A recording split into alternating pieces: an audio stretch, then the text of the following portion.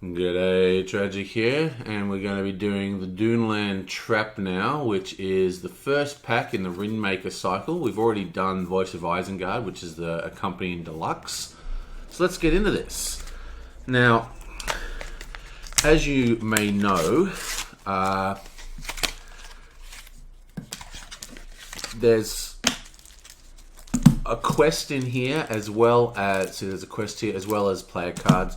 I'm going to go through both in one video. We're going to start with the player cards first, because that's usually what most people are interested in, you know, at first glance, because the quest can be good or bad, but the player cards are usually always exciting. So let's just start with that, shall we? Yonk. Let's just find all the player cards. Nice. Okay. So, let's get this set up.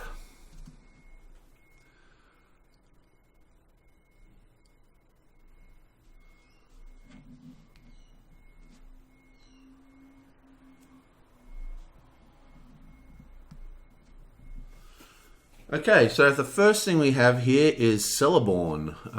Wow.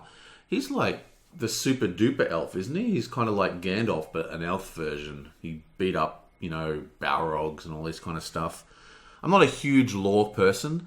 I know this is going to be like sacrilege to a lot of people, but I'm actually not a huge Lord of the Rings fan. I mean, I love fantasy and I respect Lord of the Rings for, you know, what it did for the genre and all that kind of stuff. I mean, it's obviously a very impressive world and everything, but I actually just find the books a bit dry, you know, like so much, it reads like a Bible or something, you know, like blah, blah, you know, just like history of people, you know, it's like fascinating in the conceptual ideas, but actually reading it, I just found it a bit dry. So, anyway, whatever. Let's get on. Let's try not alienate my entire audience here. Okay, so he's an 11th threat. Now, I'm not a big fan of 11th threat heroes. He is lore, or leadership, or whatever they call it in this. I always call leadership lore for some reason.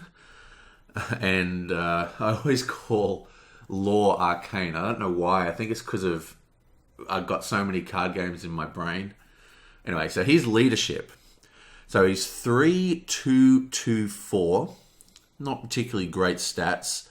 Not a good for blocking. His attack's not that high. But let's have a look at his response. After a Sylveon, that's basically an elf, ally enters play, that ally gets +1 will, attack, and defense until the end of the round. Okay, that's pretty cool. And it appears to be like stackable. So if you play 3 cards, you get 3 completely separate times this will trigger. This is an interesting effect.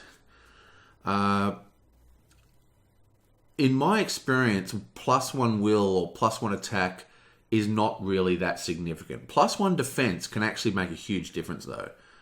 But, you know, usually if you can't kill them, +1's not going to really help you. Especially if you've got allies out. I mean, because, you know, just playing a new ally is probably going to give you more than +1 attack. Playing a decent ally is going to give you more than +1 will. So, interesting. It's an interesting effect, but one that you'd have to really design your deck for this, you know what I mean? There is the problem with a lot of, especially in solo decks, a lot of decks can be underpowered in the will. You know, if you power up your attacking ability or your utility through spirit, then you reduce your will. But, you know, if you're using, utility through lore, beg your pardon, you're losing your will. But if you have spirit, then you've got tons of will. So, yeah, I mean, this could be good, could be bad, but the problem is, in my limited experience, well, not limited, but my experience is limited to the older quests. But I would say that will is one of those things that you don't want to retract. You just want to keep piling more and more will on. The idea of clearing, oh yes, I've cleared the will, everything was nice and hunky-dory, and now I've got no allies in my hand and my will is like, you know, way less than it used to be. I think I'd rather just play allies that have high will. So it's an alright effect. I'm not particularly enamored with it, to be honest. Okay, so let's try this one. Nath Guide, it's a civilian scout. Response: after Nath Guide enters play, choose a hero. That hero does not exhaust a quest this round. Well, that is extremely strong. Extremely strong. And considering, you know, if this guy's out, she does come in at 2 will, 2 attack, 1 defense. That's pretty good as well. Maybe this effect isn't that good. I mean, if all the Sylvians are that cheap. Oh, you know what's interesting, actually? There's a really powerful card that always seemed powerful, but never got a lot of play in lore, where you untap every time the card untaps, it'll heal every single Sylvian character in play. So that could become the backbone of a very strong Sylvian deck. We have to keep an eye on it, because so far, all the Sylvians, this guy's a Sylvian by the way, all the Sylvians have got 1 wound, so that effect can't actually help it, which is the problem with that card in general, is that all the cards it can actually trigger on die with 1 wound regardless. So anyway, I quite like this card. This is a very, very powerful card for the start of the game. I really do like this card. I think this card is very good and would be key. Actually, I think this would be kind of like an auto-include in a deck, or at least try to include it.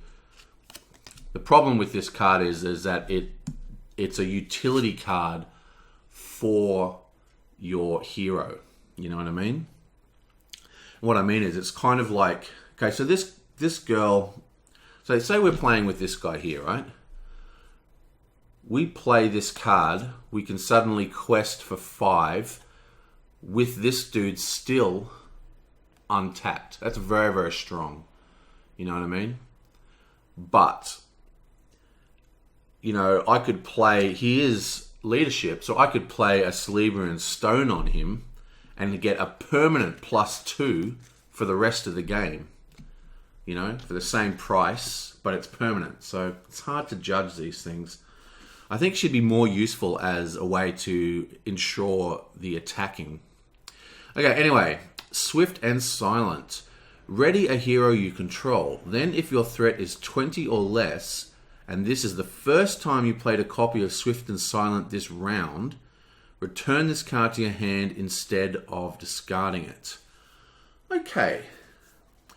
I'm a big fan of the Secrecy deck, so this is definitely a no-brainer for that deck. So you can have 3 in hand. You can play multiple versions, but you only get the recursion if you play 1 per round. I kind of like that. And it's an action speed, so you can pull it out. You know, there's actually an action window after shadow cards are revealed. So you can even, you know, ready things at the exact moment you want. There's a lot of... this is a very useful card. And the thing is, it works even if you don't have the -20. You can still cast it, you just don't get the recursion. So yeah, that's a very strong card. I like it a lot. Ooh, more mounts. More mounts. Okay, this is attached to a tactic hero or, big OR, a Rohan hero.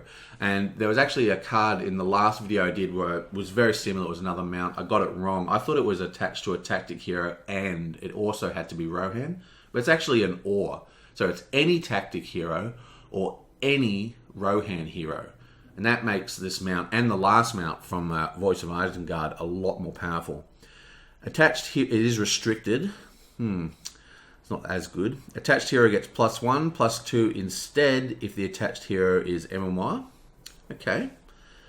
Well, that's obviously a no-brainer for him. I mean, he's already coming in at 3 attack.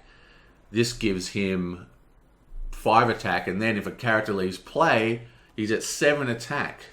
That's pretty amazing. After attached hero attacks alone, exhaust Firefoot to choose a non-unique enemy engaged with you. Excess damage dealt by this attack is assigned to the chosen enemy. Wow. That is a humongously powerful card. I like it a lot. It is, like many of the mounts, or the named mounts anyway, it's kind of retarded a little because you can it's only really worth playing if you have that particular hero in play. there are much better ways to get +1 attack. But I really like, I mean, even if it's, not getting the +2, the effect of putting undefendable damage on other monsters is really strong. I mean, there is a very popular card called Gimli, which is from the core set, which I've never been a big fan of, because what happens with that card is that every time he gets a point of damage, it gives him a permanent buff to his attack. And you can buff him with, cards that increase your hit points. And he can hit like a truck. I mean, he can hit ridiculously hard. Like, way harder than he ever needs to hit. As in, like, that guy can basically one-shot anything in the entire game, except for maybe that gigantic elephant thing. And what I'm trying to say here is that this card would be really good for him, because he has so much excess damage. There's another card called Fire of Gondor, which is just bonkers. It's one of the most. It's a really powerful card. Goes into this Boromir deck, this attachment Harry Boromir deck that I run sometimes, and basically you get an attack point for every resource on Boromir. So you have, like, you put Steward of Gondor, and then maybe 1 or even 2 resourcefuls on him, and he's generating like 5 resources every single turn. So he can hit for a truck. He can hit for like 50 points of damage. So those kind of heroes, awesome, even if it's not Eramar. So I think this is actually an extremely strong card, and what makes it so strong is that the excess damage is assigned, and it skips. It's assigned damage, and like any assigned damage, it doesn't take defense into account. Very, very strong, and a great way to damage powerful cards. But on the other side of all that coin, for this card to really have an impact, you need to be doing lots of damage to get that spillover. And if you're doing lots of damage, you're killing the things anyway, so maybe it doesn't matter. So I think on that angle, you probably want to use it in certain decks. There are some decks that are very, very enemy heavy. You'll end up with 2 or 3 in front of you. That's where you want to use this card. Okay, close call. Doomed X. Cancel X damage just dealt to a hero. Wow. That is interesting. What's interesting about this is that it doesn't target the hero. It actually targets the damage. Cancel X damage just dealt to a hero. So you're not actually targeting the hero. That means this could be one of the very few cards that works with that Bjorn character. There's a hero called Bjorn, which has ridiculous stats. Like, he's got like 5 attack and like 10 health and all this kind of stuff. And what's interesting about him is that he's untargetable. You can't target him with player card effects, so you can't heal him. It's just designed to stop you from loading him up with attachments and healing him. Now, there are ways around that limitation by getting cards that target the playing area, or getting cards that target other things that also affect heroes. You know what I mean? It's just things that actually target the hero that doesn't work. There's also, I think her name's Cerealborn. Like, there's a type of spirit hero which you discard and you can bring cards out of the graveyard or something like that. I think it's Cerealborn. She can only bring out spirit cards. No, that's not what I'm thinking of. No, it's a spirit card that brings heroes back to life, right? Anyway, the point is that it can target him because he's in the graveyard, right, where everything's blank and all that kind of stuff. So this is actually a very interesting card, and I'm a big fan of the Bjorn card, like the Bjorn hero. Not in a lore kind of way, just because he's just such a cool hero, and he really requires specific deck building to get running. And this is a card that instantly looks like it's going to be very, very good for him, because his biggest problem, obviously, is that he can't be healed, and he's got really low defense. Oh, that's right, he doesn't even tap to defend, by the way. So he can, like, defend against 5 people and then just kill them all. Very, very cool card. And regardless, even not counting Bjorn, it's still very, very strong. Now, Doomed X is basically the same ability as Frodo's. And we all know how powerful Frodo's ability is that allows him to just simply draw threat to negate damage.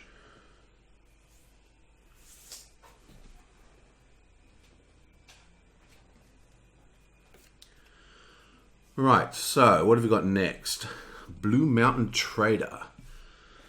Action. Choose another player. That player gains control of Blue Mountain Trader. One of these cards again. Then that player moves one resource from the resource pool of a hero he controls to the resource pool of a hero you control. Or Blue Mountain Trader is discarded. Okay, so there is a card, I think it's called Wandering Took. I think it's Wandering Took. Yeah, there's a card called Wandering Took, and there's another card where you can tap it and you can actually reduce your threat. So every time you reduce your threat, you can tap it and reduce your threat by an extra 1 or something like that. Anyway, the end result is that because this card can flip between players, you can actually just basically, it creates an infinite loop. So you just point at the table and go, okay, I did that 20 times and now my threat is 0. You know what I mean? And it's completely legal. It's never been errated as far as I know. Not that I've spent a lot of time reading FAQs. But I can't see a way to break this off the top of my head, but this is the kind of card that you have to be very tricky about when you design. Anything that can move between players and create an effect is open for abuse, and it wouldn't surprise me if there is an actual combo with Blue Mountain Trader that is kind of broken. That, you know, basically like an infinite resource bonus. I'll have to look into that, but that's a worrying looking card to me.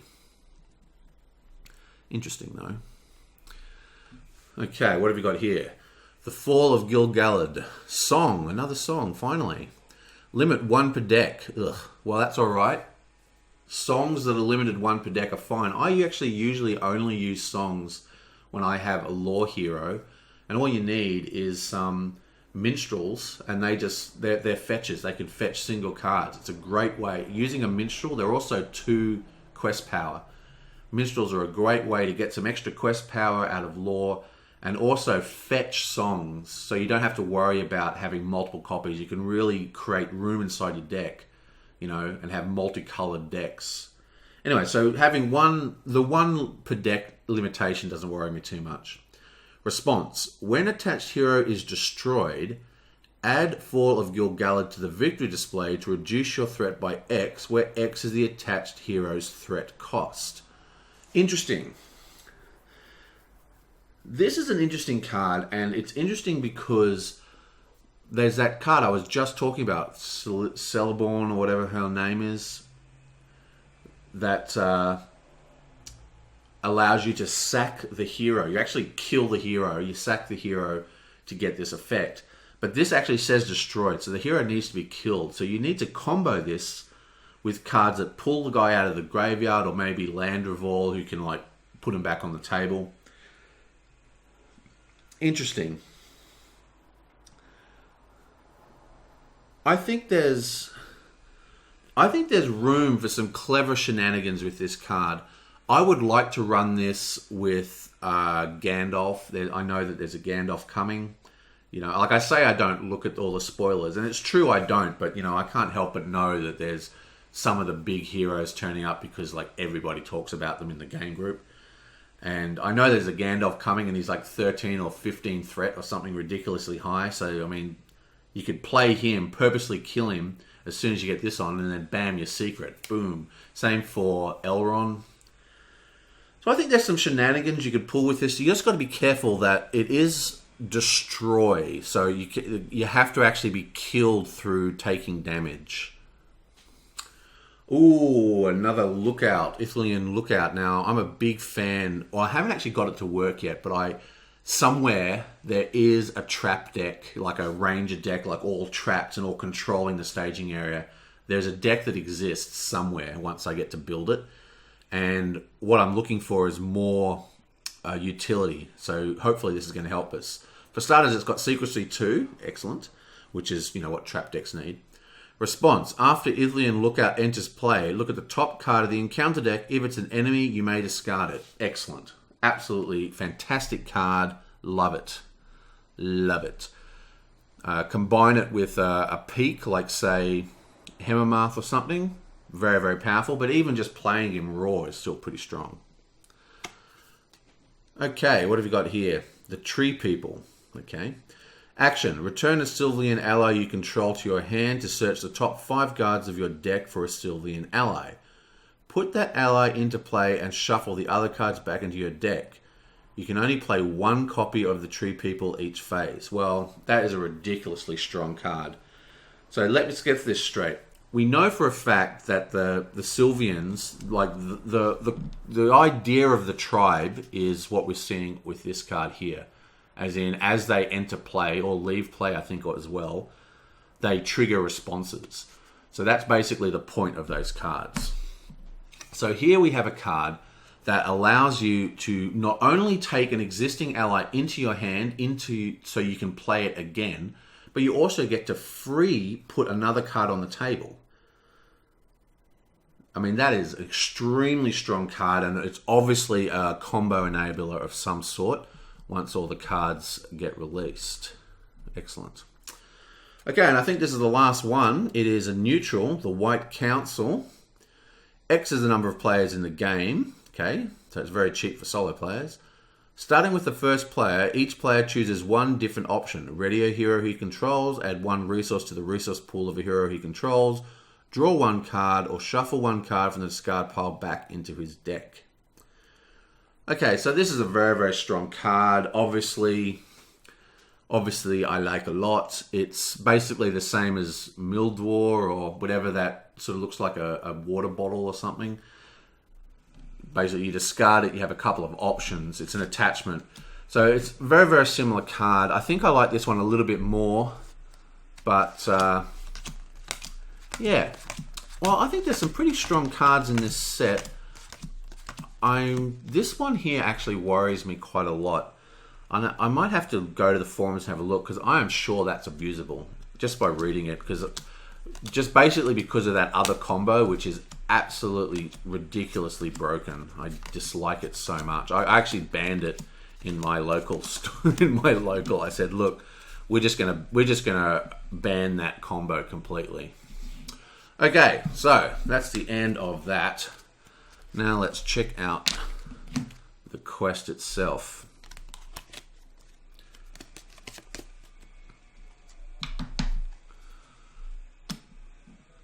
Okay, so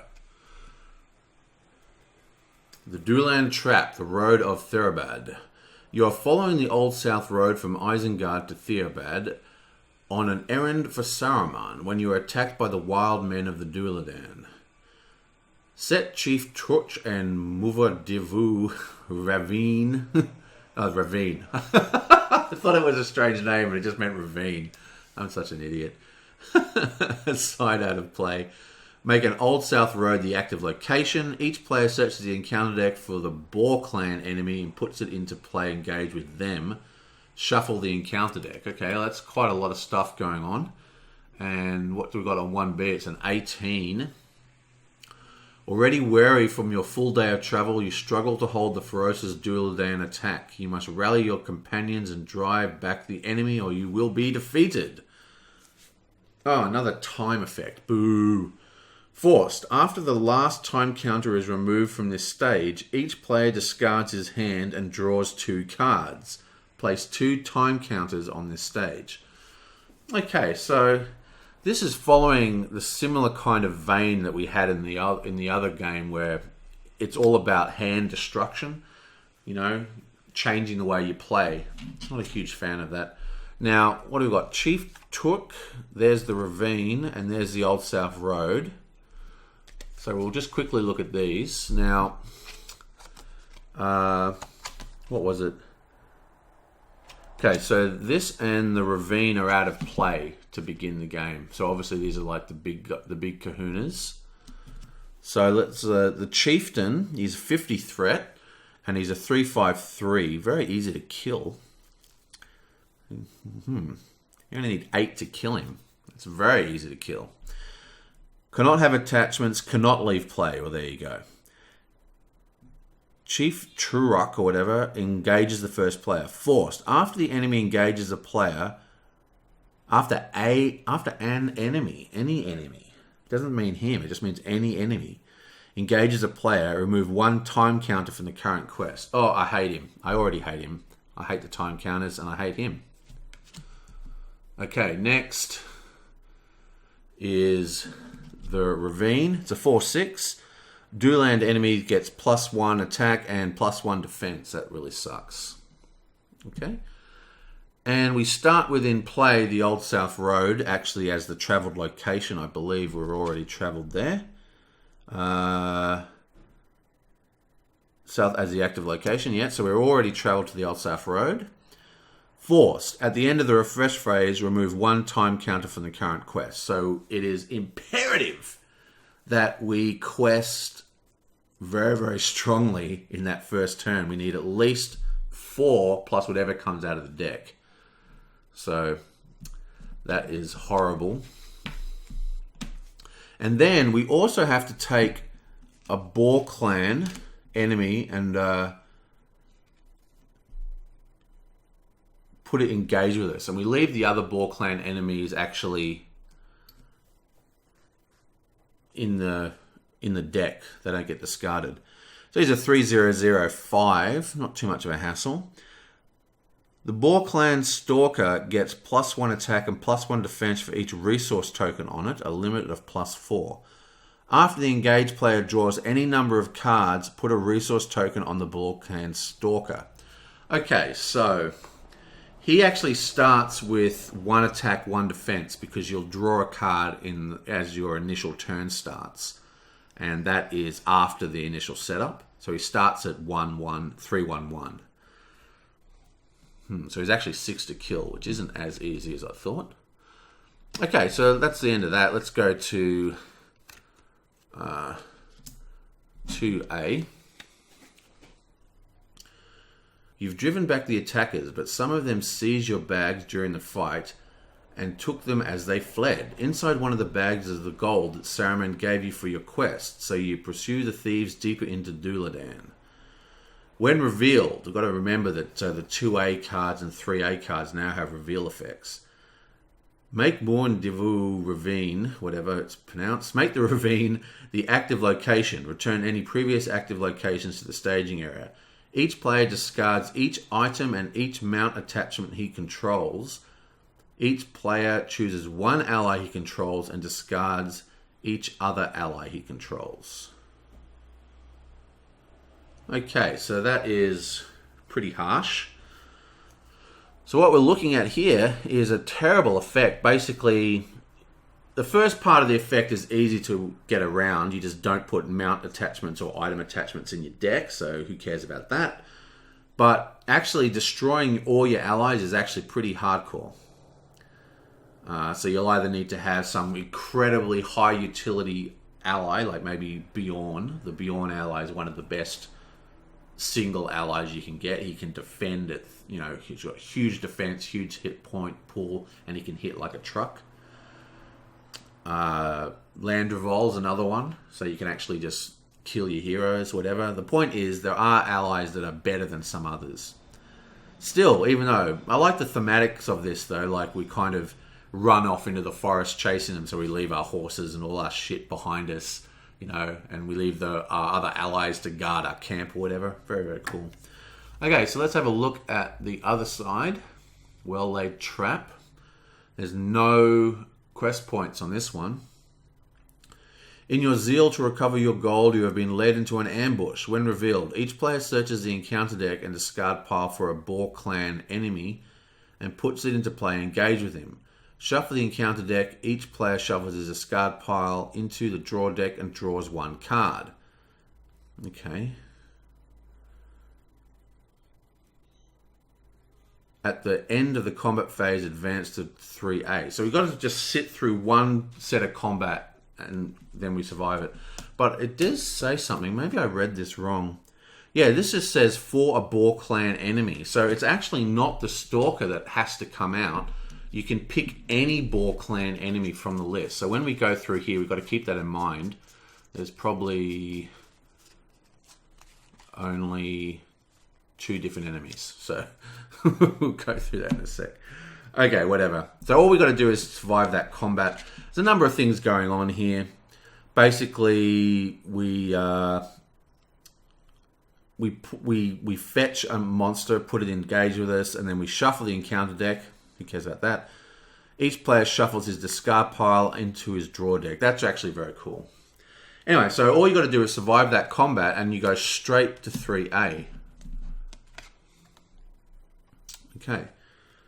The Dunlands are more clever than you thought. Using your gear as bait, they have lured you into a deep ravine where you are surrounded. A large warrior wearing a boar mantle strides forward and singles the attack. With no hope of escape, your only option is to fight. Put Chief Turek into play, engage with first player. Okay, so out comes this sucker again. Now remember, he is got 5 attack, which isn't too hard to deal with really. But the point is he can't be killed. He cannot leave play. So there's no point in even damaging him as far as I can tell. Unless there's something that triggers off that later. And every time someone gets engaged by a monster, we actually get a time counter hit. So my brain's automatically thinking, maybe we're looking at staging area control as the focus of our deck for this.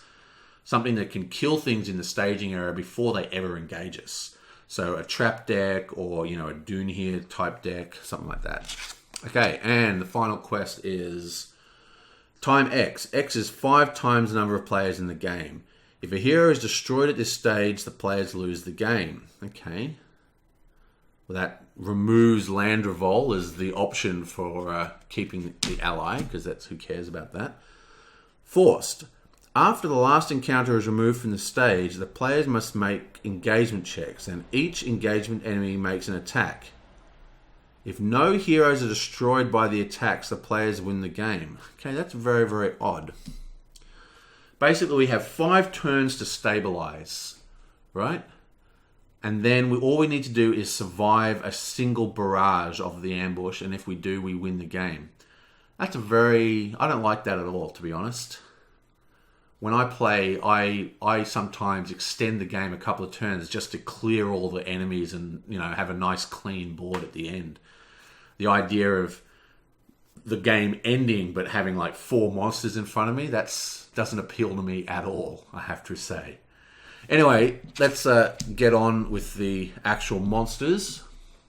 We've already done the Boar Clan Stalker. 1, 2, 3. There's only 3 of them. I think there was 4 actually, because we've already drawn one out. Nope, there's only 3. Okay. And the Warrior, he's a 2/3/1/4. Forced. After the engaged player draws any number of cards, deal the Clan Warrior a shadow card. That's an interesting one. I actually quite like that. Because basically, I've talked about it quite a lot. Any card that's not going into the staging area is basically getting discarded. So as long as the shadow effects aren't too prohibitive, that's actually cool. I mean, that would be worth drawing like 5 cards. You know what I mean? And just give him 5 shadow cards and then maybe block with Burning Brand and they all get instantly cancelled or something like that. You know what I mean? You just go, well, whatever. That's just discarding cards from the encounter deck. That's awesome. That could actually be something that the players could use. Now, the shadow effect, attacking enemy gets +1 for each shadow card on it. Okay, so that's not very nice. Still. In most cases, that's just +1 for most situations, I would say. The Hithigla Foothills. X is the number of resource tokens on this card. After a player draws any number of cards, place resource tokens here. Okay, so you want to get this guy out of the staging area quickly. He starts at 0 will, right? Oh, Surge. No, Surge doesn't affect it. He does have Surge. That's why he has Surge, because he starts at 0 will. So he starts at 0 will, but it will mount up quickly. You've got to travel to this location ASAP. That's actually a very cool location. I really like that location. Okay, Heels of the Dunland. It's a 2/3. While Heels of Dunland is in the staging area, it gains Forced. After a player draws any number of cards, discard the top card of the encounter deck. If the discarded card is a Dunland enemy, put it into play, engage with that player. This ability does not stack with other copies. Travel. Each player draws a card to travel here. Well, again, locations that are in the staging area, all you need to do is have decent questing and travel every turn, and they don't really affect much. So I'm not too worried about that. And it is only 3 points, so it could be quite easily beaten with a tracker of some sort. There's quite a lot of them, though. What's this one? Plains of Endelwaith. While Plains of Endelwaith is in the active location, players do not draw a card during the resource phase. Interesting. This could actually help us in this game. In this particular quest, this could be a good thing. A lot of the time triggers are triggering off drawing cards. Maybe we don't want to draw on cards if we've stabilized. We might not want to travel here. We might want to just use trackers or something to clear the locations in the staging area and leave this guy here. It's an interesting card. Probably, I like cards in the encounter deck that can be manipulated to our advantage as a player. It's very hard for the encounter decks to do that, but whenever they do it, it's pretty awesome. Interesting. I actually think, despite my kind of aversion to the time mechanic, I actually think this is a pretty cool quest. The Hithilga Stream. It's a 3/4. While the stream is the active location, players draw 2 cards during the resource phase instead of 1. So here's like the opposite of this card. Attacking enemy gets +1. Deal an additional shadow card. What's this one say? Attacking enemy gets +1, +3 instead if undefended. Yeah, so again, drawing extra cards might be something we want to do at some point. Yeah, they're very interesting locations. I like them a lot. Now we're at the treacheries. Frenzy's Attack. When revealed, each player draws a card. Each player discards each ally from his hand. If no allies are discarded this way, Frenzy's Attack gains Surge. Okay. This is a card that is very easy to work around, doesn't require much effort. All you need to do is have at least one ally in your hand at all times. No need to put when reveal, when reveal cancels in your deck. That's basically something you don't even need to worry about. Unless there's lots of cards that, discard stuff. Next. The Ambush. Surge. Boo. When revealed, attached to the active location, counts as a condition attachment with the text. Limit 1 per location. Forced. After attached location is explored, each player searches the encounter deck and discard pile for a Dunland enemy and puts it into play, engage with him. Now, I don't like this one at all. Now, unfortunately, this has a surge, so it's understood that this is basically a pretty decent target for cancel. So that's why it's got a surge. Because if you cancel a when reveal effect, it doesn't actually cancel the surge. It just cancels the when reveal. Now,